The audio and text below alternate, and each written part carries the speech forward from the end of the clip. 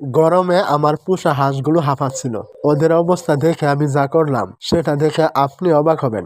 দেখুন, আজকে প্রচন্ড রোদ আর গরমে আমার হাঁসগুলোর অবস্থা একদম খারাপ হয়ে গেছে। ওদের দেখে মনে হচ্ছে গরমে খুবই কষ্ট পাচ্ছে। তাই ভাবলাম আর দেরি না করে এদের একটু পানিতে ছেড়ে দিই, কারণ পানিতে নামলে হাঁসগুলো যেমন আরাম পাবে তেমনি গরম থেকেও কিছুটা স্বস্তি পাবে। চলুন দেখি পানিতে ছাড়ার পর ওদের প্রতিক্রিয়া কেমন হয়। তো হাঁসগুলোকে পানিতে নেওয়ার জন্য ধীরে ধীরে হাঁসগুলোকে মশারি থেকে বের করতে শুরু করলাম।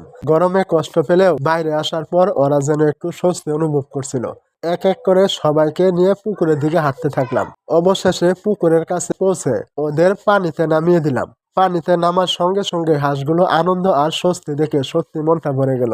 দেখুন কত সুন্দর করে সাঁতার কাটছে আর নিজেদের মতো করে আনন্দ করছে। এই ছোট্ট প্রাণীগুলোর মুখে স্বস্তি আর খুশি দেখলেই মনটা ভালো হয়ে যায়। সত্যি বলতে এদের এভাবে সুখে থাকতে দেখার মাঝেই আমার আলাদা একটা শান্তি আর ভালো লাগা লুকিয়ে থাকে।